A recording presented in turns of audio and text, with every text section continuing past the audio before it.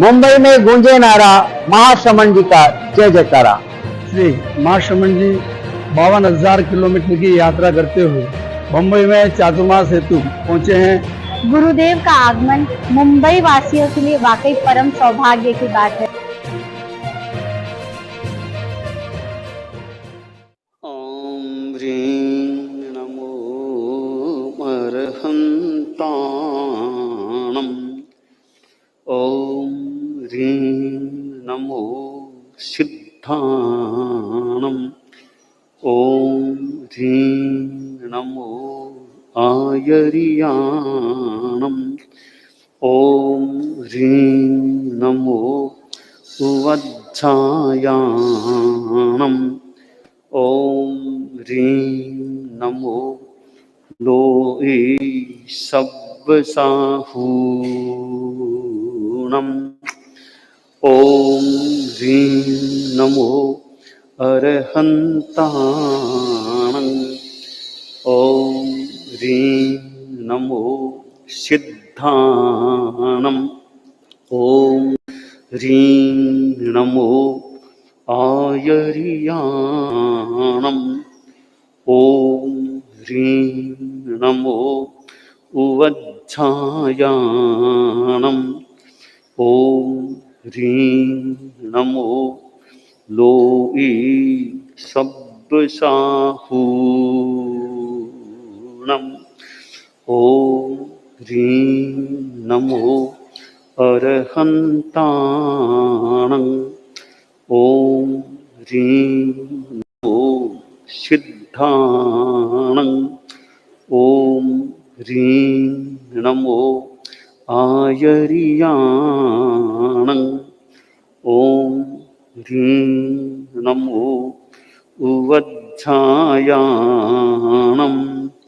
ओम ह्रीं नमो लोए सब्बसाहूणम्।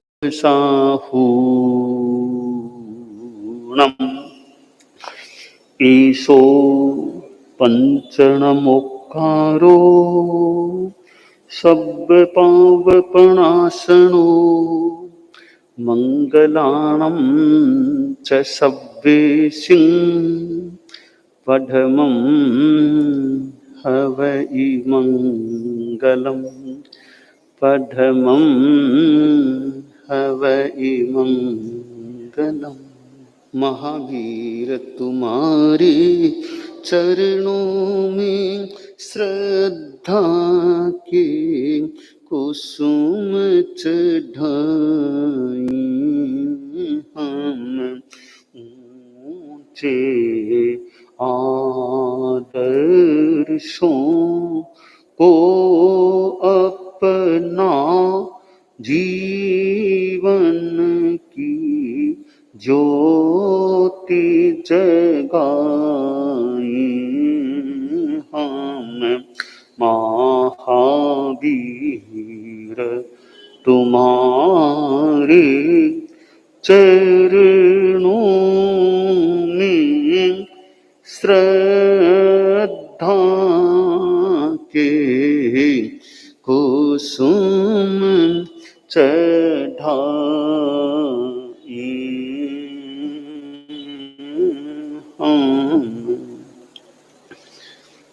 पन्नगे च सुरेंद्रे च कौ पाद संस्पृशि विशेष मनस्काय श्री वीरस्वामिने नमः। भगवती सूत्र के 8वें शतक में कहा गया है, गति णम भन्ते पडुच्च कति पडिणीया पन्नत्ता गोयमा तओ पडिणीया पन्नत्ता पंजहा।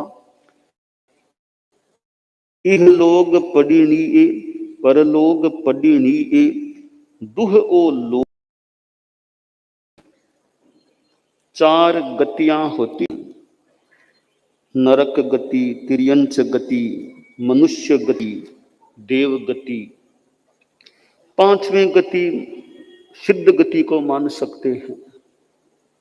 संसारी जीव इन चार गतियों में भ्रमण करते हैं। कोई कोई जीव तो ऐसा है आज तक तिर्यंच गति के सिवाय कहीं नहीं गया, और तिर्यंच गति में भी वनस्पति काय के सिवाय कहीं नहीं गया, और वनस्पति काय में भी अव्यवहार राशि से अभी बाहर भी नहीं आया। इतना सीमित दायरे में उसका परिभ्रमण जन्म मरण होता है। शास्त्रकार ने यहां भगवती सूत्र में प्रत्यनीक की चर्चा की है।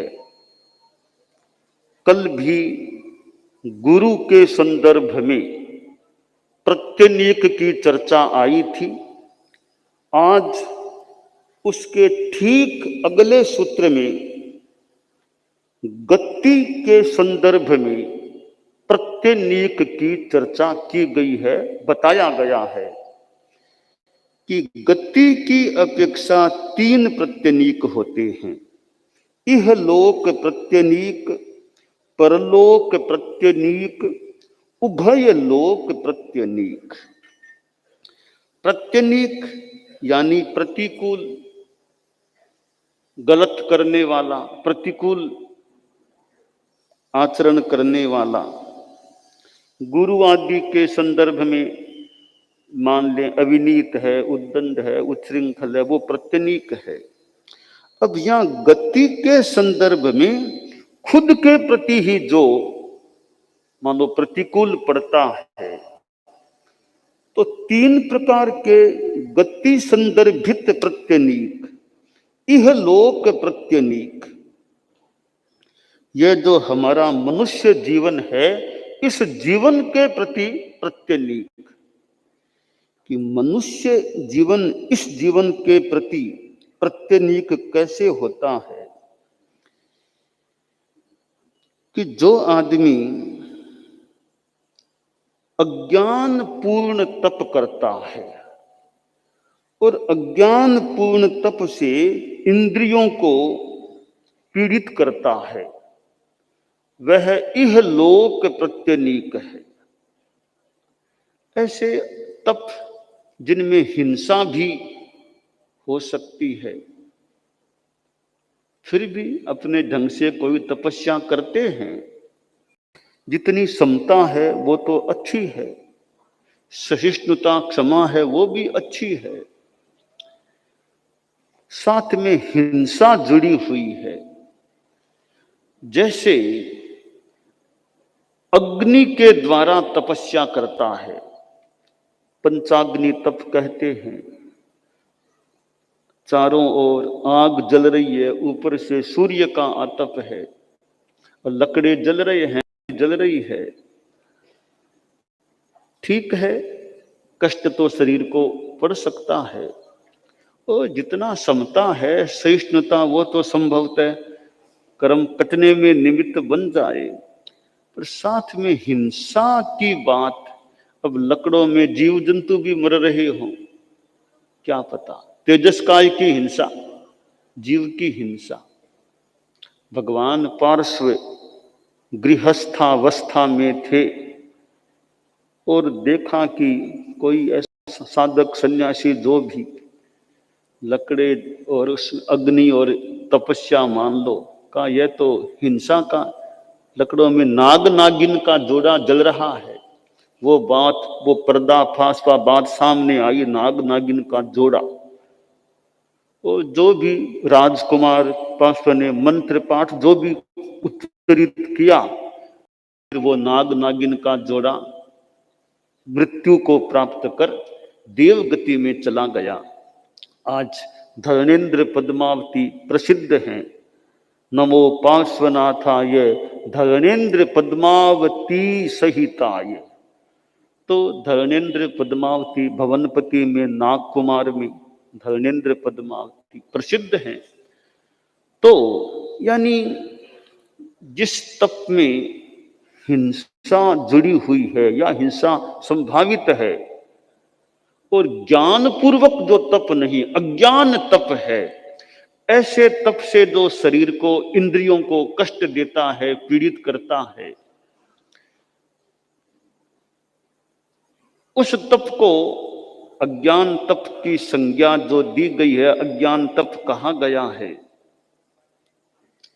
क्योंकि उस साधक में हो सकता है वो सही ज्ञान होना चाहिए, वो नहीं है, फिर भी वो तपस्या तो मानो करता है, तो शरीर इंद्रियों को वो तकलीफ दे रहा है, तो इस शरीर का वो मानो प्रत्यनीक, इस शरीर को, इंद्रियों को अज्ञान तप से संतप्त बना रहा है, तो इस शरीर का मानो वो प्रत्यनीक हो गया। यह लोक प्रत्यनीक इस जीवन का, इस शरीर का, इस जीवन का वह इस रूप में प्रत्यनीक है कि तपस्या अगर सम्यक रूपे न करता तो अच्छी बात, ज्यादा अच्छी होती।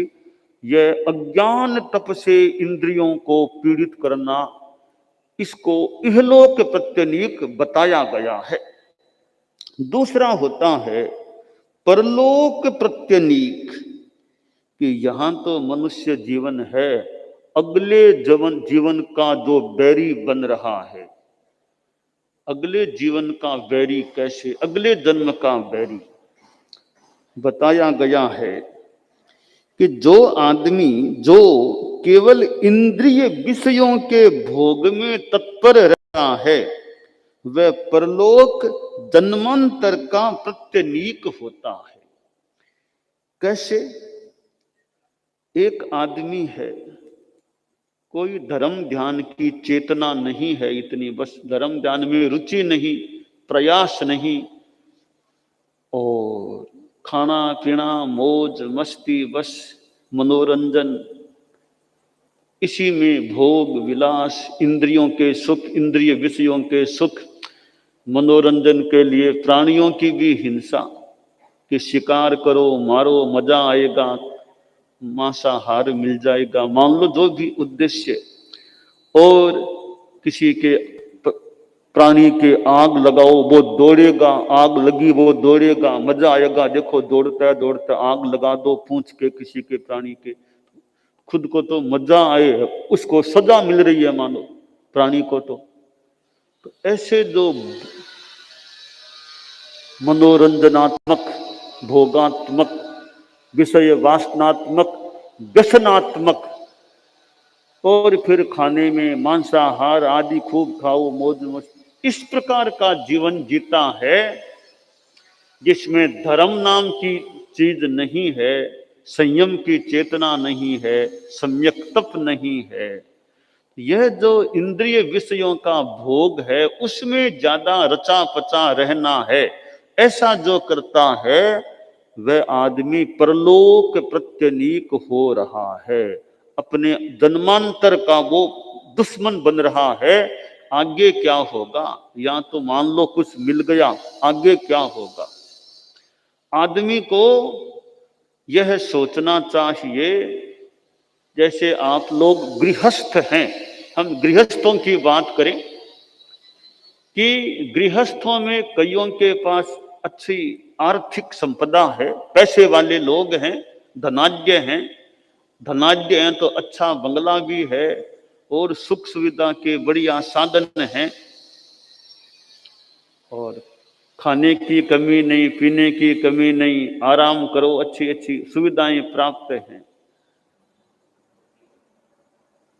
और समाज में प्रतिष्ठा भी है, नाम भी है, दान करता है समाज को तो नाम भी होता है, समाज में अच्छे पद भी मिल जाते हैं, परंतु धर्म नहीं है, और जीवन में त्याग संयम तप कुछ नहीं है, सामायिक तो मानो जानता ही नहीं है, तत्वज्ञान क्या लगभग कुछ जानता नहीं है,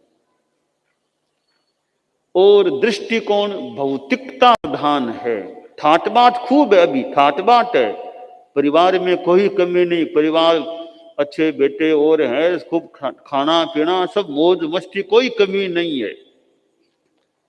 अब यहां आदमी को सोचना चाहिए, यह ठाट बाट मुझे प्राप्त है, सुख सुविधाएं प्राप्त है, पैसा खूब मानो पैसा तो बरसता है, खूब पैसा मिल रहा है। यह सब पूर्व पुण्याई का फल मान लें। पूर्व पुण्याई, पूर्व की पूंजी भोगी जा रही है।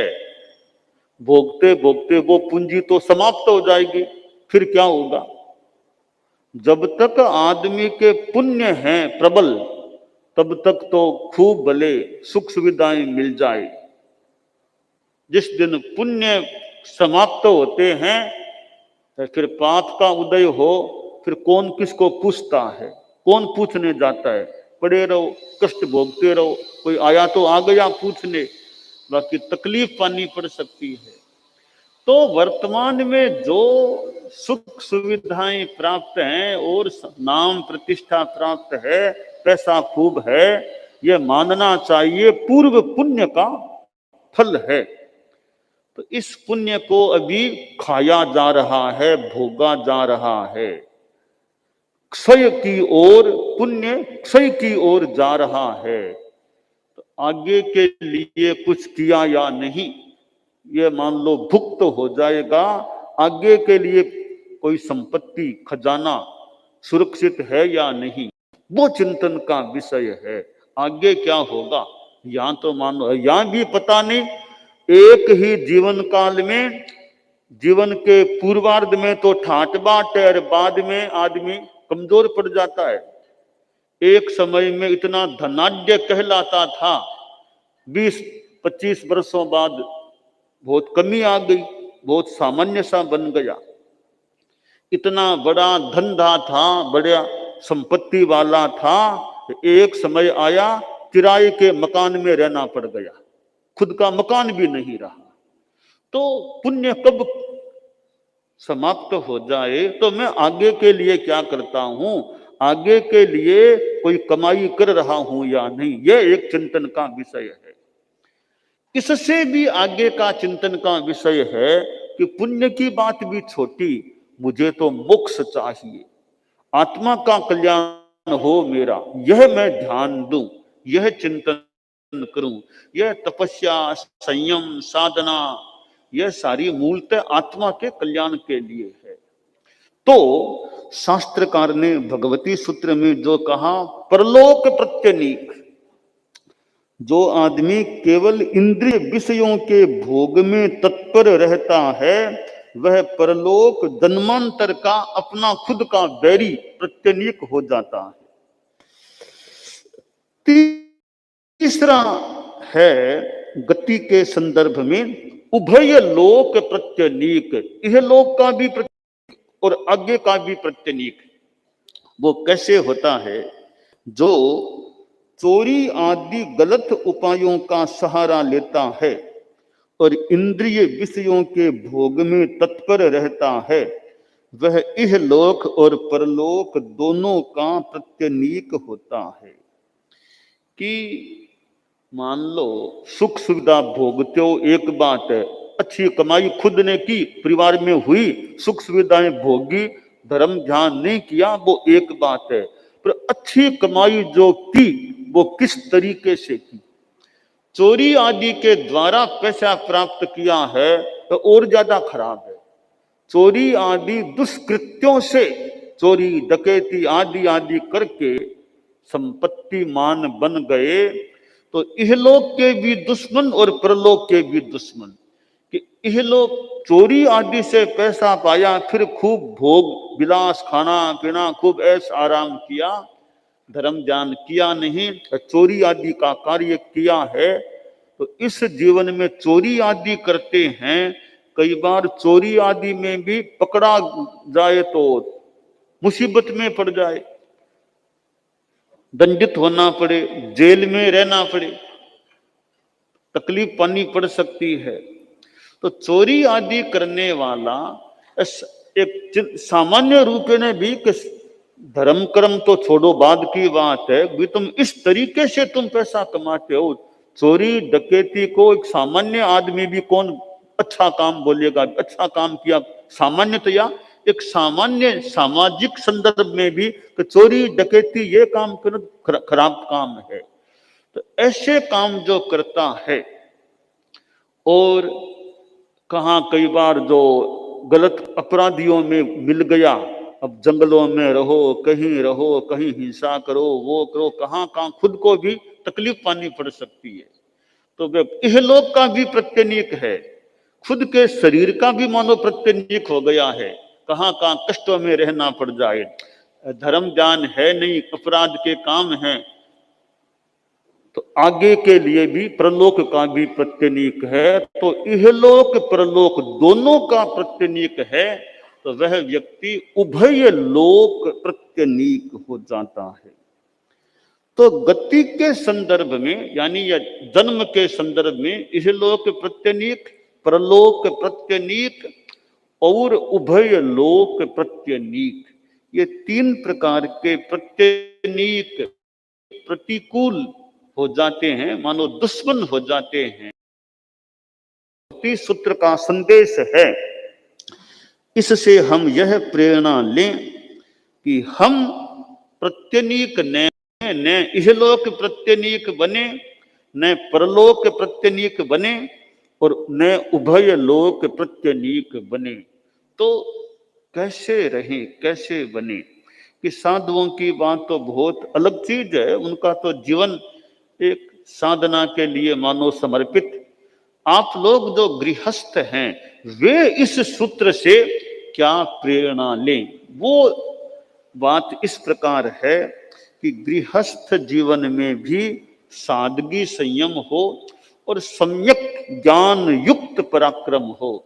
तपस्या करें, साधना करें, संयम करें, ज्ञान सम्यक हो, अहिंसा युक्त धर्म साधना उपक्रम करें, कोई कार्य करें, जितना हो सके अहिंसा को साथ में जोड़ दें। जैसे अज्ञान तप जो कहा गया उसमें अहिंसा नहीं होती है तो वो अज्ञान तप की कोटि में मानो आ सकता है। तो ज्ञान युक्त तप हो और यानी जीवन में सादगी हो, संयम अपना जितना गृहस्थोचित संयम हो और जीवन में ईमानदारी हो, बेईमानी से जहां तक हो सके बचने का प्रयास हो। पैसा अर्जित करना है उसमें भी ईमानदारी, बेईमानी का पैसा नहीं चाहिए, अशुद्ध पैसा नहीं चाहिए। मेरी जेब में, मेरे घर में अशुद्ध पैसे को स्थान नहीं मिले। मेरी जेब है वो अपराध की जेब न बन जाए, अशुद्ध पैसे की जेब न बन जाए।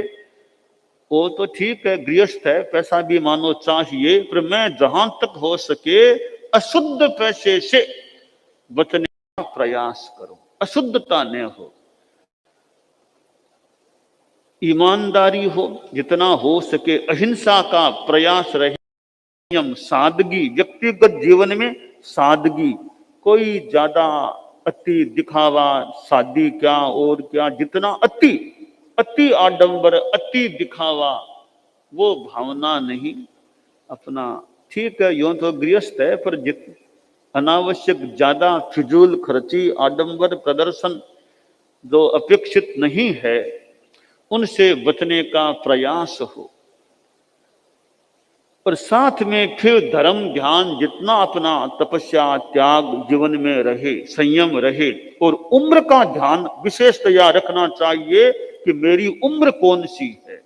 उम्र की तरफ ध्यान देकर कभी कभी मोड़ भी लेना होता है। उम्र कितनी आ गई है, 75 आ गए, 80 आ गए, तो यह जो बात कही जाती है 4 आश्रम की, ब्रह्मचर्य आश्रम, गृहस्थ आश्रम, वानप्रस्थ आश्रम, संन्यास आश्रम, यह जो बात है इससे हम यह शिक्षा या सार लें कि सामान्य आदमी है वो ये सोचे 75 मुझे आ गए हैं, अब तो मोड़ लेना ही चाहिए, अब तो त्याग की ओर बढ़ना चाहिए। वो संन्यास आश्रम जो कहा गया है, ठीक है, साधु बन जाए, न भी बन सके तो गृहस्थ जीवन में रहते हुए भी संन्यास का सा, कुछ अंशों में साधु का सा मैं जीवन जीने का प्रयास करूं। वो साधु का सा जीवन कैसे जिया जा सकता है कि जितना हो मैं निवृत्ति की ओर आगे बढ़ूं। व्यापार धंधा लेन देन जरूरी है, उतना तो मान लो करना पड़े। मेरे पास कितना पैसा है मेरा तो 25 साल 30 साल भी अच्छी तरह काम चल सकता है, मेरे परिवार में निकट जो है उनका काम चल सकता है, तो मुझे अब पैसा तो चाहिए नहीं, मेरे पास व्यवस्था है। अब ज्यादा पैसे में समय न लगा करके ठीक है, थोड़ा बहुत ऑफिस चले गए, मान लो जाना की रुचि है, भी समय कैसे कटेगा, ऑफिस में बैठ गए, कोई खास दिक्कत की बात नहीं। बाकी ज्यादा दृष्टिकोण अब 75 के बाद साधना की ओर ज्यादा बढ़ना है। सामायिक 2 4 5 जितनी सामायिक करने का स्वाध्याय करें, त्याग तपस्या जितना द्रव्यों की सीमा करें, ठीक है। ज्यादा तपस्या मान लो अनुकूल नहीं पड़े तो उनोदरी करें, खाने में द्रव्यों की सीमा रखें और अपना जितनी समता शांति में रहें, नवकार मंत्र आदि का जप करें, लेटे लेटे बैठे बैठे जैसे सुविधा जप करें। यो संन्यास कह दें एक साधना का, सुमंगल साधना जैसा हो सके। 12 वर्षों से बना हुआ है, 5-10 साल हो गए हैं, कम से कम 5 साल। अब सुमंगल साधना श्रावक संदेशिका में भी दी हुई है, तो ऐसी साधना में लग जाए, बहुत ज्यादा एक संयम हो सकता है। तो ये प्रत्यनिक की बात है कि 75 के बाद तो ज्यादा अपना दृष्टिकोण गृहस्थ को निवृत्ति, संयम, साधना या साधु संतों की सेवा उपासना करें, अपना हो सके उतना त्याग तपस्या करें, समता शांति में रहें, परिवार में रहते हुए भी निर्लेप ज्यादा से ज्यादा रहें, यह कल्याण की बात हो सकती है। दानान सेठम अभयपयानम सच्चेषु या अणवज्जं वयन्ति तवेषु या उत्तम बंभचेरम लोगुत्तमे समणेनाय पुत्ते।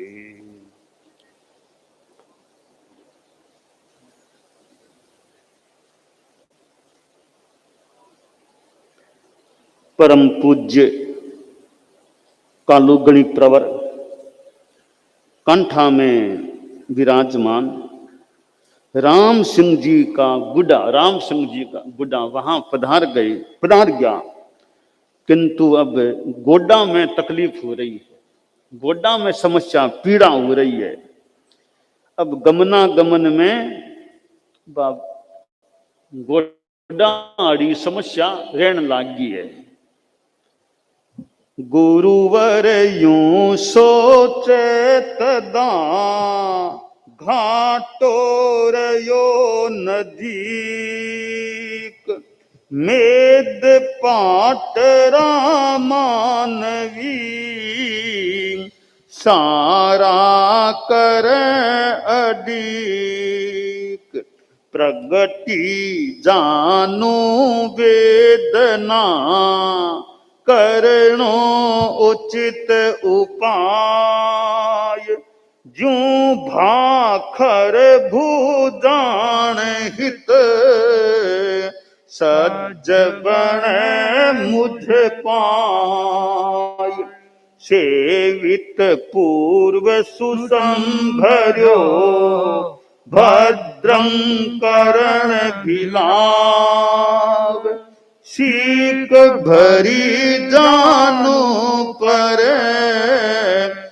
लीक करी लघुताव प्रातः प्रवचन मगन मुनि निशा और मध्याह्न मैं प्रवचन कारक बन्यो गुरुवर कृपा महान। कालू गणित प्रवर अब सोचे है कि गोड्डा में तकलीफ अच्छे ने मेवाड़ जाने की बात, घाटे चढ़ने की बात है, मेवाड़ जानो है, अब क्या उसी मेवाड़ का लोग तो अधिक भी कणा आवे, हमारे तकलीफ में जानू वेदना घुटनाड़ी वेदना होगी है, फिर कोई उपाय करा ताकि हमारा पैर ठीक हो जावे, गोड्डा ठीक हो जावे, तो मैं मेवाड़ जाने वास्ते हमारा पैरा ने तैयार कर लूं, वो उपाय कोई करा।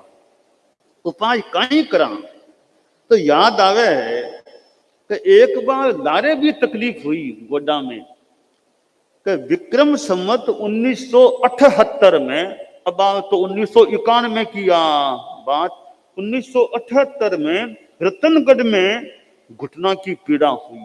पीड़ा ही बी टेम भिलावे को प्रयोग करियो, तो बी टेम ज्या प्रयोग करियो, अब कभी वही प्रयोग कर देखा, घुटना ठीक हो जाए तो कुछ घाटे चढ़ना है।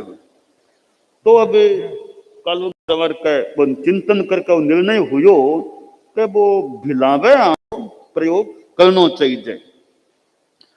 और भिलावे को निर्णय हुयो, बिल्ला तक नाम दिया, बिल्ला तक का प्रयोग करियो गयो। तो विषयों पीड़ा संबंध में काफी मतलब,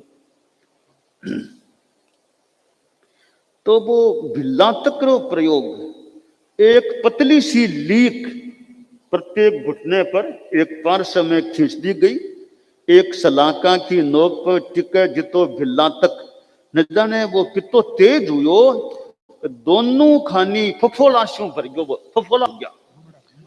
अब्बा में सु गाडो चिपचिपो पानी झगड़न लाग गयो। फफोला को विस्तार जितो अनुमानित करियो गयो विषु ज्यादा ही हो गयो। तो आचार्य श्री ने 18 दिन विराजनो राम सिंह गुड्डा के मायने। फफोला एकदम ठीक हुआ कोनी, फिर भी बिहार करने जैसी स्थिति लागी। तो आचार्य श्री बठू राम सिंह गुड्डा से ब्याह करा के जोजावर पधार गया। और जोजावर पधारे है, गुरुदेव को मनोबल, कालुगनी को महान पुरुष, मुनि पे महान मनोबली,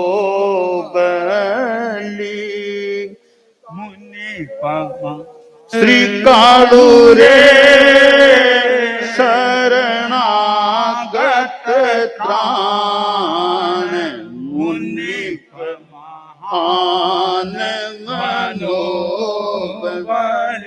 श्री कालू रे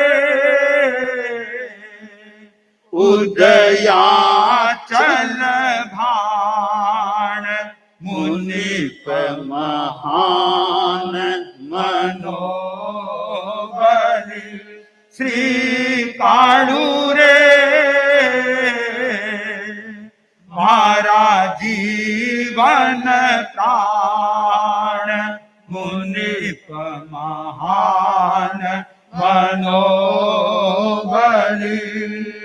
छाला उठ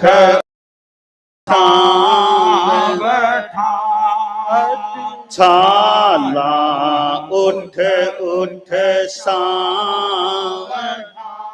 अति झरिया रे झरना जू जान, मुनि महान मनोबली, ठाम ठाम व्रण विस्तरा, ठाम ठाम व्रण विस्तरा, लही वेदन रे आई लगी मान, मुनि पे महान मनोबली, राम सिंह चीर गुट, राम सिंह चीर गुट, राजा राजा रे गुरु दिवस 18, जो जावर जनता तरी, जो जावर जनता तरी, आया आया रे करुणा आगार, मुनि पे महान ठाकुर केसर सिंह जी, ठाकुर केसर सिंह जी, पुरवासी रे मिल श्रावक सर्व सामेलो साजो सही, सामेलो साजो सही, खरी खिदमत सर जीत जगर्व मुनिप महान मनोबली, गढ़ माही एक हाजरी, गढ़ माही एक हाजरी, करवाई रे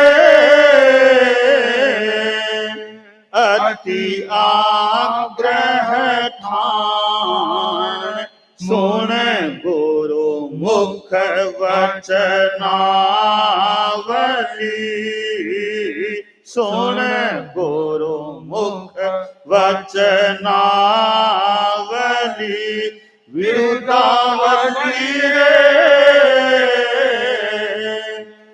बोली बहुमान,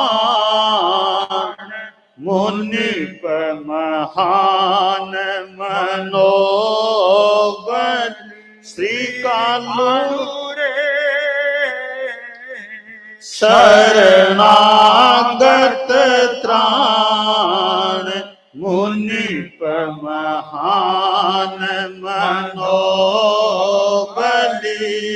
श्री कालूरे उदयाचल भान, मुनिप महान मनोबली, श्री कालूरे मारा जीवन प्राण, मुनिप महान मनोबली। मनोबली परम पूज्य कालू कली अब जोजावर पधारे है। ओ जोजावर की जनता गुरुदेव को पधारनो। और ठाकुर केसर सिंह जी पूर्ववासी गांव का लोगों के सागे लोग श्रावक लोग सामे लो साजे अगवानी करे, गुरुदेव की भक्ति करे है। और आग्रह हो कि एक प्रोग्राम गढ़ में होना चाहिए, तो गुरुदेव कृपा कर हाजिरी को प्रोग्राम, एक हाजिरी को प्रोग्राम गढ़ में करावे बैठे। और गुरुदेव की वाणी वचनावली सुनने को मौको मिलो, इन्हें बिरुदावली बोली। तो 7 दिन गुरुदेव बैठे विराजा है जोजावर आश्रय। और अब श्रियारी पधारनो है, बाबे को धाम श्रियारी स्वामी जी को स्थान। अब श्रियारी पधारे, श्रियारी पधारने मतलब कांठा को किनारो, कांठा को मानो किनारो आ रही है। श्रियारी पधारे तो बैठे श्रियारी में नाथू सिंह जी कंवर साहब, कंवर जी नाथू सिंह जी। हाँ ठाकुर साहब तो बडेरा, कंवर जी हाँ कंवर साहब नाथू सिंह जी आश्रय वे निशान नगार लेकर के गुरुदेव के सामने आवे, 12 तक यहाँ सामने आवे, हाजिर हुआ गुरु चरणा में। बहुत मानो प्रेम से बट शामिल लो करे गुरुदेव को। और ठाकुर साहब बडेरा तो वाने दर्शन देन गुरुदेव रहे है, गढ़ में पधारिया। ठाकुर साहब ने दर्शन दिराना तो दर्शन दिराया। पुरपति ने रे बुढ़ापो जान के बांग को कालूगणी गढ़ में पधारे। और श्रियारी में ठाकरा को मानव संपर्क है आपने आज भी बैठे को ठाकुर बैठे गढ़ के मायने ठाकुर साहब बैठे का दुका है बहुत संपर्क थोड़ो रहे। तो बा परंपरा मानो स्वामी जी के समय से पुरानी। तो कालूगणी भी मानो बटे गढ़ में पधारिया, दर्शन ठाकुर साहब ने दर्शन दिलाया। अठिने आदिम गुरुदेव भिक्षु स्वामी को तरमोत्सव को स्थान, वर्तमान की भाषा में समाधि स्थल स्वामी जी को सिरियारी, पक्की हाट बिलोकता दिल साल्यो रे सही आई ठान। पक्की हाट को अवलोकन, पक्की हाट स्वामी जी को स्थान, तो वो अवलोकन। अब गोडो तो छोड़े नहीं निज धनो रे गुरु। अब गोडो तो आपको काम छोड़े को नहीं, गुरुदेव को मानो पक्को मन तो जानो है। अब मेद पाठ पहुंचना है, थोड़ो बचन मान लो दियड़ो है मेवाड़ को, तो बठे तो जाने क्या जावा गोडो को हाल अनुकूलता। सायं समय पधराया रे चौकी फूलाद। अब फुलाद की चौकी पधारे है। खास मास वैसाखरी अख तृतीया रे आई, तृतीया रे आई सालाद। अक्षय तृतीया को दिन आ जावे है, फुलाद की चौकी पधारनो। ओ हुयो और मानव मरु मेवाड़रा सत संख्या रे सहजा समवेत। और वो तो मारवाड़ मेवाड़ को मानो एक बीच को वो संधि स्थल जियाकलो स्थान, जंक्शन कह दो संधि स्थल। तो मेवाड़ का मारवाड़ का सैकड़ों कितना ही लोग बैठे फुलाद की चौकी पर। जंगल में मंगल भयो अरु अनुरागव रे साकेत सुजान, शुष्क बाग हरियो वे हरिबंसारी मन। तो जंगल में मंगल का राम बैठे अयोध्या, तो राम तेरा पंथ का राम मान लो कालूगणी ने, तो बांको पधारनो हुयो, तो मानो जंगल में भी अयोध्या को स्वरूप हुयो। तो बैठे बड़ा के भाग, तो पधारे मानो जंगल में मंगल हुयो। और अब थोड़ो वर्णन और है भी यहाँ। आखिर बा फुलाद की चौकी में बैठे प्रवास हुए, कुछ जगह मिली संता ने गुरुदेव ने स्थाना में विराजनो हो गयो। अरे वो ब्यांकलो स्थिति कठे कोई शेर बा काई था काई पण बैठे विराजनो हो गयो। आज दहाड़ो के हरि क्यों है कारण ज्ञात नहीं, अगर तो लोचनो कवि कल्पना ख्यात। और लागे शेर की दहाड़ भी बैठे, शेर की दहाड़। अब शेर दहाड़ मान लो, शेर प्राणी है, शेर अपने ढंग से दहाड़ करे। कालूगणी जी आंकला अपने ढंग से दहाड़ करे। कालूगणी जी आंकला धर्म गुरु वे धर्म की दहाड़ करे। शेर आपके जंगल को राजा मान लिया शेर ने, वे तेरा पंथ का राजा, अखिल जंगल का राजा, अपना अपना राजा है। तो जंगल को राजा अपनी दहाड़, तेरा कालूगणी अपने ढंग से विद्यमान बखान बानी फरमाता, अपनी दहाड़ करता। मौके मौके पर कड़ियां बहुत फरमा देता, चर्चा वार्ता प्रसंग आतो कहीं उत्तर देना और तभी में कहीं प्रमाण देना। और कालूगणी मानो अपने ढंग से दहाड़ करता, जंगल को राजा शेर अपने ढंग की दहाड़। तो आप तो तेरा पंथ का राजा कालूगणी। अब आगे मेवाड़ गुरुदेव को पधारनो है। अब मेवाड़ का लोगा ने मानो आशा जो भी कभी किया गुरुदेव पधारे मेवाड़ में हुए, और अब मेवाड़ में प्रवेश होनो है। तो भाई शब्द मन लगे शब्द हो गयो, खंड धर धर नांगड़ा नाना मोटा संत। पृष्ठ 49 में चौथो पद्य है। मुनिपति मुख आगल खड़ा हियड़े अति हुल संत। लगे शब्द हो गयो के आज अब राणा जी के देश में प्रवेश है। सज्ज होन घोषित हुयो शासन प्रति निर्देश। मानो कि कालूगणी फरमायो संता शब्द करो, ज्ञान को शब्द करो, शब्द करो। तो तैयार होने को शब्द हुए। पहली बोलिया कहता संतान तैयार हो जाओ, यहाँ को सोचा आपने देखने में चालते ही हो। तो सज्ज होने को मानो शब्द गयो। संत लोग नाना संत मोटा संत खंड नांगड़ा आदि लेकर के तैयार हो गया है। अब क्या गुरुदेव कालूगणी मेवाड़ में प्रवेश करे है। आगे की बात यथा संभव आगे आ सकती।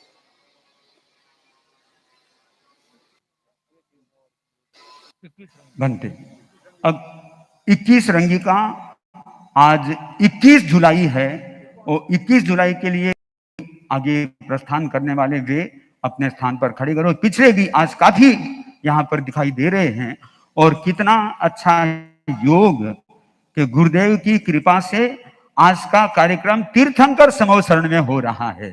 कल की तरह यदि होता तो फिर अंदर ही करना पड़ता, पर हमारे जैसे गुरुदेव ने फरमाया कि कालूगणी राज तेरा पंथ के शेर थे, तो वर्तमान में तो मुंबई में इन पहाड़ों के बीच में आचार्य श्री महाश्रमण जी तेरापंथ के शेर दहाड़ रहे हैं। तो हम पूज्य प्रवर की सानिधि में अभी जो 21 रंगी के साथ जुड़ रहे हैं, 21 रंगी जिनका आज मानो कईयों के उपवास का क्रम है, आज उपवास के रूप में कई सहभागी, काफी कई लोग उपवास के रूप में 21 रंगी में सहभागी। श्रीमद अध्यक्ष जी भी आए थे कि मुझे उपवास पचका दो, आज मुझे भी व्यवस्था समिति के अध्यक्ष श्री मदन लाल जी तातेड़ भी आए थे, उपवास मुझे पचका दो। तो ठीक है, इसमें मानो सहभागी बन रहे हैं तातेड़ जी भी, और इतने लोग हैं सहभागी। तो आज पीछे से चले आ रहे हैं, आज जो जुड़ रहे हैं, जो 21 रंगी के अंगभूत या सहभागी बन रहे हैं, उनको प्रत्याख्यान कराया जा रहा है। कोई यहाँ नहीं हो और कोई दूर हो, आवाज जा रही है तो इस आवाज को भी वे स्वीकार कर सकते हैं। नमो अरहंतानंग, नमो सिद्धानंग, नमो आयरियानंग, नमो उवज्जायानंग, नमो लोये सब्ब साहूनम, एसो पंचनमोक्कारो सब्ब पावपनासनो, मंगलानम च सब्बेशिं पदमं हवै मंगलम, चत्तारी मंगलम अरहंता मंगलम, सिद्धा मंगलम, साहू मंगलम, केवली पन्नत्तो धम्मो मंगलम, चत्तारी लोगुत्तमा अरहंता लोगुत्तमा, सिद्धा लोगुत्तमा, साहू लोगुत्तमा, केवली पन्नत्तो धम्मो लोगुत्तमो, चत्तारी शरणं प्रवज्जामि, अरहंते शरणं प्रवज्जामि, सिद्धे शरणं प्रवज्जामि, साहू शरणं प्रवज्जामि, केवली पन्नत्तं धम्मं शरणं प्रवज्जामि, नानेन जानई भावे दंशनेन उसद्दहे, चरित्रेण निगिन्हाई तवेन परिशुद्धई, विवि है गुण तवो रएय नित्यम भवई निराशय निद्रथिये, तवसा धुनई पुराण पावगम धुत्तो सया तव समाहिये, खवेन्ति अप्पान ममोह दंशिनो तवे रया संजम अज्जवे गुणे, धुनन्ति पावाइं पुरे कडाइम नवाई पावाइम नते करन्ति, तवो गुण पहानस्य उज्जुमयि खन्ति संजम रयस्य, परिसहे जुनन्तस्य सुलहा सुगई तारिस गस्य, मंगलम भगवान वीरो मंगलम गौतमो गणि, मंगलम स्थूल भद्राद्यः जैन धर्मोस्तु मंगलम, मंगलम मतिमान भिक्षु मंगलम भार मल्लकः, मंगलम राय चंद्राद्यः मंगलम तुलसी गुरु महाप्रज्ञोस्तु मंगलम, तेरा पंथोस्तु मंगलम, विघ्न हरण मंगल करण स्वाम भिक्षुनो नाम, गुण ओलख समरण किया सरे अचिंत्या काम। अब प्रत्याख्यान सूर्य उग गए, प्राय नवकार सी मान लेते हैं, कोई नहीं हो तो अलग बात है, बाकी प्राय नवकार सी मान ले। सूर्य उग गए नमुकार संयम, असनंग खाइमम साइमंग, अप्पानंग वोशिरामी, भत्तठम पच्चखामी। कल नवकार सी आने तक जिनकी यह धारणा हो, अथवा सूर्योदय तक, तीनों आहारों का आपको देव गुरु धर्म की साक्षी से त्याग है, त्याग।